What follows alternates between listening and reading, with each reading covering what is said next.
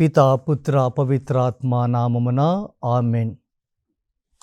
క్రీస్తునాథుని యందు ప్రియమైనటువంటి సహోదరి సహోదరులారా, దివ్యవాణి ప్రేక్షకులారా, మనమంతా కూడా తపస్సు కాలంలోకి ప్రవేశించాము.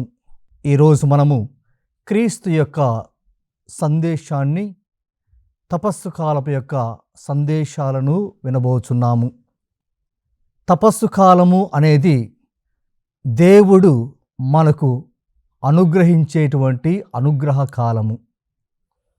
ఎందుకు దీనిని అనుగ్రహ కాలము అని అంటామంటే, ఈ రోజులలో మనమంతా కూడా దేవుని దగ్గరగా, ఆయన ప్రేమను చూడటానికి, ఆయనను దగ్గరగా అనుసరించటానికి ప్రయత్నము చేసేటువంటి కాలము ఇది. అందుకే మనము దేవుని యొక్క అనుగ్రహాలను, దేవునికి మనము ఎంత దగ్గరగా ఉంటే అంత అనుగ్రహాలను ఎక్కువగా పొందే అవకాశం ఉన్నది క్రీస్తునందు. ప్రేమైనటువంటి సహోదరి సహోదరులారా, మానవుడు ఈ లోకములో అనేక పనులతో సతమతమవుతున్నాడు. రోజు బిజీనే. ఏదో జీవితం చక్కగా జీవించాలని, కుటుంబాన్ని పోషించుకోవాలని, చక్కటి వ్యాపారం చేసుకోవాలని, ఈ విధంగా అనేక పనులతో సతమతమవుతున్నాడు. చాలా బిజీగా ఉంటున్నాడు. ఈ తపస్సు కాలంలో ప్రతి మానవుడు కూడా తన యొక్క జీవిత ప్రయాణాన్ని కాసేపు ఆగి, తన జీవితం ఏ విధంగా ఉంది అని పరీక్షించుకోవాల్సినటువంటి సమయం ఇది. ఎందుకంటే దేవునికి మనము సమయాన్ని కేటాయించడంలో చాలామంది విఫలమవుతున్నాము. ఈ రోజులలో మనము దేవునికి ఎక్కువ సమయాన్ని కేటాయించాలి. ప్రతి తపస్కాలంలో కూడా మనము 3 ముఖ్యమైనటువంటి విషయాలను పాటిస్తూ ఉంటాము: ప్రార్థన, ఉపవాసము, దాన ధర్మ క్రియలు. ఈ 3 క్రియలు కూడా మనల్ని దేవునికి దగ్గరగా చేస్తాయి, దేవునిలో నడిపిస్తాయి, దేవుని యొక్క అనుగ్రహాలను పొందటానికి మనకు సహాయం చేస్తాయి. క్రీస్తునందు ప్రేమైనటువంటి సహోదరి సహోదరులారా, ఈ తపస్సు కాలము అనేది యేసు ప్రభు ఎడారిలో జీవించినటువంటి ఆ యొక్క కాలాన్ని మనకు జ్ఞాపకం చేస్తూ ఉన్నది.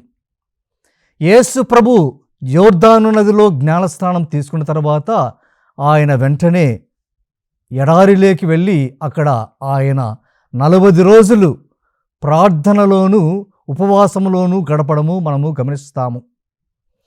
ఈ యొక్క ఎడారి జీవితము ఆయనకు ఎంతో మేలు చేసింది. ఎందుకంటే యేసు ప్రభు ఎడారి నుంచి బయటికి వెళ్ళేటువంటి సమయంలో ఆయన ప్రార్థనా బలంతో, దేవుని యొక్క శక్తితో, దేవుని యొక్క అనుగ్రహంతో బయటకు వచ్చాడు.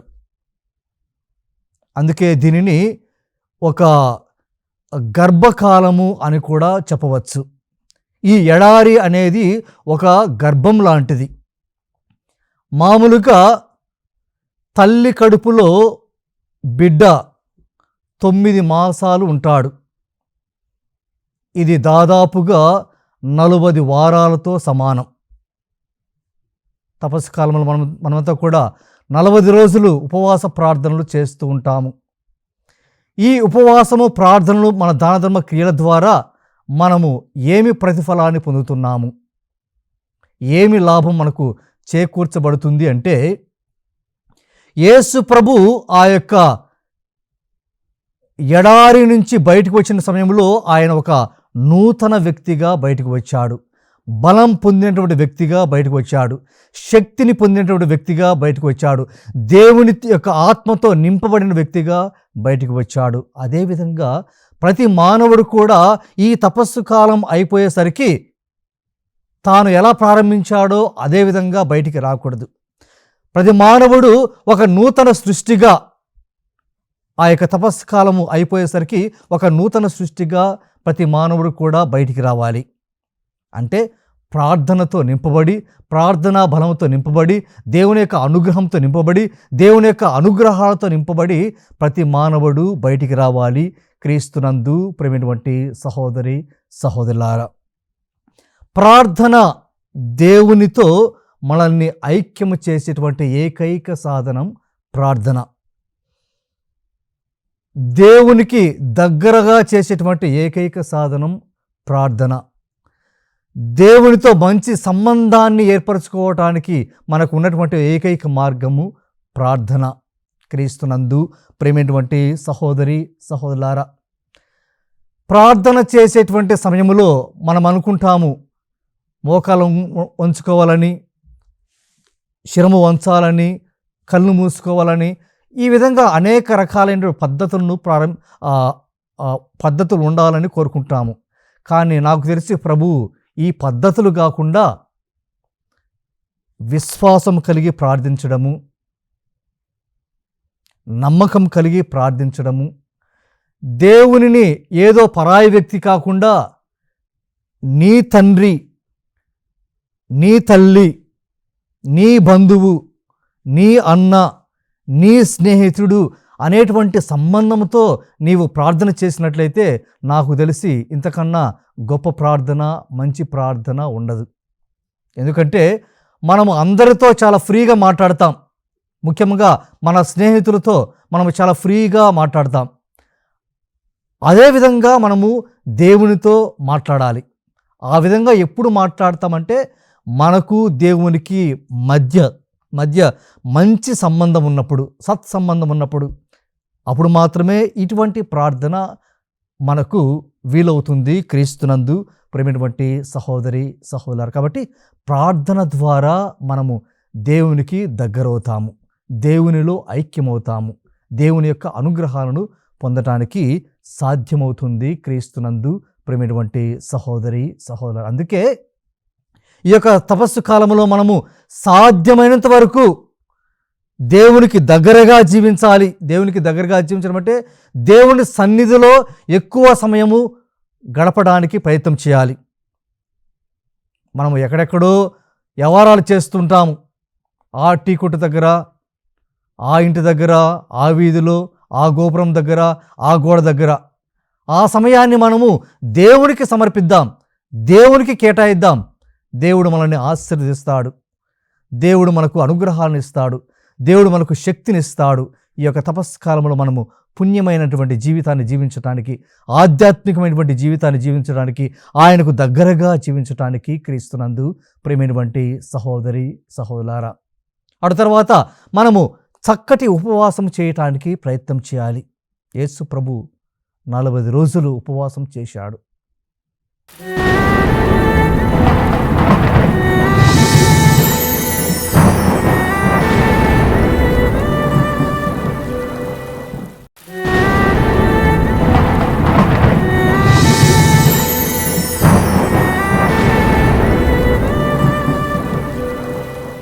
ఉపవాసము అంటే మనందరికీ తెలుసు, దేవునికి దగ్గరగా జీవించాలని. అంటే దగ్గరగా, నివాసము అంటే ఆయనకు దగ్గరగా నివసించడం అని. కానీ మనకు తెలిసినటువంటి ఉపవాసం ఏమిటంటే మామూలుగా జనరల్గా పొద్దున్నే బ్రేక్ఫాస్ట్ విరమించడం, ఉదయాన్నే బ్రేక్ఫాస్ట్ చేయకుండా ఉండడమే మనకు తెలిసినటువంటి ఉపవాసము. క్రీస్తునందు ప్రేమైనటువంటి సహోదరి సహోదర, ఉపవాసం అంటే కేవలము భోజనాన్ని తినకుండా ఉండడం కాదు. భోజనాన్ని తినకుండా ఉండడం కాదు ఉపవాసం అంటే. ఉపవాసంలో చాలా రకాలైనటువంటి ఉపవాసాలు ఉన్నాయి. చెడును చూడకుండా ఉండడం కూడా ఒక ఉపవాసమే. చెడును మాట్లాడకుండా ఉండడం కూడా ఒక ఉపవాసమే. చెడును వినకుండా ఉండడం కూడా ఒక ఉపవాసమే. చెడు క్రియల నుండి దూరంగా ఉండడం కూడా ఒక ఉపవాసమే. ఉదాహరణకి మనలో ఏమైనా వ్యసనాలు ఉన్నట్లయితే ఆ వ్యసనాలకు దూరంగా ఉండడం కూడా ఉపవాసమే. ఆ వ్యసనాలు కొన్నిసార్లు మన జీవితాన్ని నాశనం చేసేటువంటి వ్యసనాలు, మన కుటుంబాన్ని నాశనం చేసేటువంటి వ్యసనాలు, మన సంబంధాలను నాశనం చేసేటువంటి వ్యసనాలను, దేవుని నుండి మనము దూరం చేసేటువంటి వ్యసనాలు క్రీస్తునందు ప్రియమైనటువంటి సహోదరి సహోదర. ప్రతి సంవత్సరము తపస్కాలంలో నిజంగా మనము ఏదైనా ఒక పాపపు క్రియను లేకపోతే ఒక వ్యసనాన్ని మనము దూరంగా ఉంచినట్లయితే, వదులుకున్నట్లయితే ప్రతి సంవత్సరం కూడా మనము మన జీవిత కాలంలో మనము ఖచ్చితంగా పునీతులం అయ్యేదానికి అవకాశం ఉంది. మనము జీవించినంత కాలము ప్రతి సంవత్సరం కూడా ఒక వ్యసనాన్ని మనము దూరంగా ఉంచినట్లయితే, వదులుకున్నట్లయితే మనము కూడా పునీతులు అయ్యేదానికి అవకాశం ఉంది క్రీస్తునందు ప్రేమైనటువంటి సహోదరి సహోదరులారా. అదేవిధంగా దాన ధర్మాలు, మనకు ఉన్నదానిలోనే ఇతరులతో పంచుకోవడము. మనకు దేవుడు ఉదారంగా ఇచ్చాడు, మనం కూడా ఉదారంగా ఇవ్వడానికి మనము ప్రయత్నం చేయాలి. ఈ ఉదారంగా ఇవ్వడము లేకపోతే దాన ధర్మాలు చేయడం అనేది ఏ విధంగా ఉండాలంటే, నీవు దానం చేసేటువంటి సమయంలో నీవు దానం చేయడం ద్వారా నీ యొక్క హృదయానికి లేకపోతే నీ యొక్క మనస్సుకు నొప్పి కలిగించాలి. ఆ యొక్క దానం నొప్పి కలిగించడం అంటే నీకు లేని సమయంలో కూడా ఇవ్వడానికి ప్రయత్నం చేయడం. ఇది దేవునికి ఇష్టమైనటువంటి దానం. ఎందుకంటే నా బిడ్డ తనకు లేకపోయినా తన సహోదరుని పట్ల ప్రేమ చూస్తున్నాడు, తన సహోదరి పట్ల ప్రేమ చూపిస్తున్నాడు అనేటువంటి ఆనందంతో, సంతోషంతో ప్రభువు మనల్ని ఇంకా ఎక్కువగా ఆశీర్వదించేటువంటి అవకాశం ఉంది క్రీస్తునందు ప్రేమైనటువంటి సహోదరి సహోదరులారా. ఈ విధంగా మనము ఈ యొక్క తపస్సు కాలంలో ప్రార్థన ద్వారా, ఉపవాసం ద్వారా, దాన ధర్మ క్రియల ద్వారా మనము దేవునికి దగ్గరవ్వడానికి ప్రయత్నం చేద్దాం. ఈ రోజుల్లో మీరు చూసినట్లయితే ఏ చెట్టును చూసినా కూడా అది ఆ యొక్క చెట్టు నుంచి ఆకులు రాలిపోవడము మనం గమనిస్తున్నాము. మీరు బాగా గమనించండి, చెట్లు ఆకులు రాలిపోయేటువంటి కాలం ఇది. ఆ యొక్క ఆకులు రాలిపోవడము మనము గమనిస్తూ ఉంటాము. ఆకులు రాలిపోయినంత మాత్రాన అది చనిపోతుందా అంటే అది చనిపోదు. తిరిగి మళ్ళీ చిగురుస్తుంది, మళ్ళీ అది పచ్చగా తయారవుతుంది, మళ్ళీ ఆకులు వస్తాయి, మళ్ళీ అది నూతన జీవితాన్ని ప్రారంభిస్తుంది. అది కొత్త సృష్టిగా మనము చూడగలుగుతాం. తర్వాత క్రీస్తునందు ప్రేమైనటువంటి సహోదరి సహోదరులారా, తపస్సు కాలంలో కూడా ప్రతి మానవుడు కూడా ఈ విధంగానే తనలో ఉన్నటువంటి పాప జీవితాన్ని వదులుకోవాలి. ఏ విధంగా అయితే చెట్టు నుంచి ఎండినటువంటి ఆకులు రాలిపోతాయో, మన జీవితంలో ఉన్నటువంటి ప్రతి పాపపు క్రియ, ప్రతి పాపపు సమస్య, ప్రతి పాపపు వ్యసనము రాలిపోవాలి. అది రాలిపోతేనే మనకు కొత్త ఆకులు వస్తాయి చెట్టుకు. అదేవిధంగా మనకు కూడా కొత్త జీవితం వస్తుంది, కొత్త ఆలోచనలు రావాలి, కొత్త అలవాట్లు రావాలి. క్రీస్తునందు ప్రేమైనటువంటి సహోదరి సహోదరులారా, ఈ విధంగా మనము ఈ తపస్సు కాలంలో మంచి జీవితాన్ని జీవించటానికి ప్రయత్నం చేద్దాం. ఒక తల్లి కడుపు నుండి బిడ్డ నూతన సృష్టిగా బయటికి ఏ విధంగా వస్తుందో, ఏ పాపం లేకుండా, ఏ మలినం లేకుండా, నిర్మలమైనటువంటి హృదయముతో, నిర్మలమైనటువంటి ఆలోచనలతో ఏ విధంగా బిడ్డ బయటకు వస్తుందో, ఈ తపస్సు కాలం నుండి, తపస్సు కాలం అయిపోయేసరికి ప్రతి మానవుడు, ప్రతి క్రైస్తవుడు, నువ్వు నేను, మనం కూడా ఒక నూతన సృష్టిగా బయటికి రావడానికి ప్రయత్నం చేద్దాం. మంచి క్రైస్తవునిగా రావడానికి ప్రయత్నం చేద్దాం.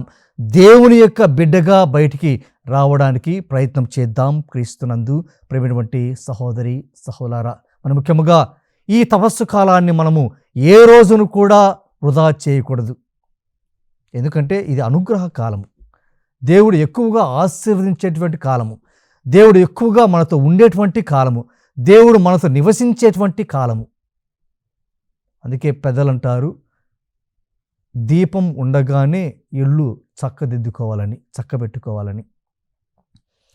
దేవుడు మనల్ని ఎక్కువగా ప్రేమించేటువంటి సమయంలో మనము ప్రేమించబడాలి. దేవుడు మనల్ని ఎక్కువగా ఆశీర్వదించేటువంటి సమయంలో మనము ఆశీర్వదించబడాలి. దేవుడు ఎక్కువగా మనల్ని మన్నించేటువంటి సమయంలో మనము మన్నించబడాలి. ఇవన్నీ కూడా నెరవేరాలంటే, ఇవన్నీ కూడా జరగాలంటే ఈ యొక్క తపస్సు కాలంలో మనమంతా కూడా మంచి జీవితాన్ని జీవించడానికి ప్రయత్నం చేయాలి. మంచి జీవితాన్ని జీవిద్దాం క్రీస్తునందు. ప్రియమైనటువంటి సహోదరి సహోదరా, మనం అనేక మందికి వాగ్దానాలు చేస్తూ ఉంటాం, ప్రామిస్ చేస్తూ ఉంటాం, మాట ఇస్తూ ఉంటాం. మరి దేవునికి కూడా మాట ఇద్దాం, దేవుని దగ్గర కూడా వాగ్దానం చేద్దాం. ప్రభువా, ఈ తపస్సు కాలాన్ని నేను ఎటువంటి పరిస్థితుల్లో కూడా వృధా చేయను. మీరిచ్చినటువంటి యొక్క అనుగ్రహ కాలాన్ని నేను సంతృప్తికరంగా జీవించడానికి, ప్రార్థనాపూర్వకంగా జీవించడానికి, ఉత్తమునిగా జీవించడానికి నేను ప్రయత్నం చేస్తాను. నేను ఖచ్చితంగా ఈ సంవత్సరం ప్రభువా నీ యొక్క అనుగ్రహాన్ని పొందబోతున్నాను. ఎందుకంటే నేను మంచి జీవితాన్ని జీవించడానికి సిద్ధపడ్డాను, మంచి ప్రార్థన చేయడానికి సిద్ధపడ్డాను, మంచిగా ఉపవాసం చేయడానికి సిద్ధపడ్డాను, మంచిగా దాన ధర్మాలు చేయడానికి సిద్ధపడ్డాను అనే దేవునికి మాట ఇవ్వడానికి ప్రయత్నం చేద్దాం క్రీస్తునందు. ప్రియమైనటువంటి సహోదరి సహోదరా, ఎందుకంటే ప్రభువు అబద్ధాలు చెప్పేటువంటి వ్యక్తి కాదు.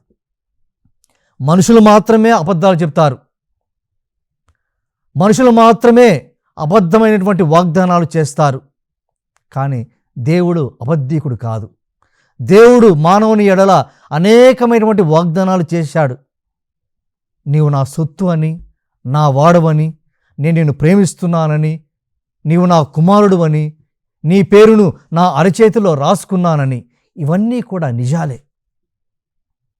ఇవన్నీ కూడా నిజాలే, దేవుడు చేసినటువంటి వాగ్దానాలు. మరి ఆయన వాగ్దానాల పట్ల మనకు నిజంగా విశ్వాసం ఉన్నట్లయితే మనం కూడా ఆయనకు వాగ్దానం చేద్దాం, మనం కూడా ఆయనకు మాట ఇద్దాం. ఆయన ఏ విధంగా అయితే తన వాగ్దానాలను మన జీవితంలో నెరవేరుస్తాడో మనం కూడా ఈ యొక్క తపస్సు కాలంలో దేవునికి ఇచ్చేటువంటి మాటలను, దేవుని పట్ల చేసేటువంటి వాగ్దానాలను నెరవేర్చడానికి ప్రయత్నం చేద్దాం. ఈ అనుగ్రహ కాలంలో దేవుని యొక్క అనుగ్రహాలను ఎక్కువగా పొందడానికి ప్రయత్నం చేద్దాం క్రీస్తునందు. ప్రియమైనటువంటి సహోదరి సహోదరా, కాబట్టి ప్రతి శుక్రవారం కూడా మనమంతా దేవుని యొక్క సందేశాన్ని వినబోతున్నాం. ముఖ్యంగా ఈ తపస్సు కాలపు సందేశాలను వినబోతున్నాం. కాబట్టి ప్రతి శుక్రవారము ఈ యొక్క సమయంలో దేవుని సందేశాన్ని వినటానికి మనమందరం కూడా ప్రయత్నం చేద్దాం. ఎందుకంటే దేవుడు మనతో ప్రత్యక్షంగా ఎప్పుడు కూడా మాట్లాడాడు, దేవుడు పరోక్షంగానే మాట్లాడతాడు. ముఖ్యముగా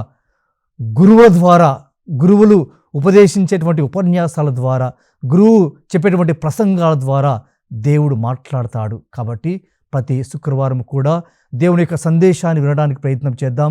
ఈ తపస్సు కాలంలో మంచి జీవితాన్ని జీవించడానికి ప్రయత్నం చేద్దాం. ఈ తపస్సు కాలంలో మన జీవితంలో మార్పు తెచ్చుకోవడానికి ప్రయత్నం చేద్దాం. ఈ తపస్సు కాలంలో దేవుని యొక్క ప్రేమను ఎక్కువగా పొందడానికి ప్రయత్నం చేద్దాం. మరి ముఖ్యంగా ఈ తపస్సు కాలంలో దేవుని యొక్క మన్నింపును ఎక్కువగా పొందడానికి ప్రయత్నం చేద్దాం. మనము ప్రేమించబడదాం, మనం ప్రేమిద్దాం, మనం మన్నించబడదాం, మనం కూడా ఇతరులను మన్నించడానికి ప్రయత్నం చేద్దాం. పిత, పుత్ర, పవిత్ర ఆత్మ నామమున ఆమేన్.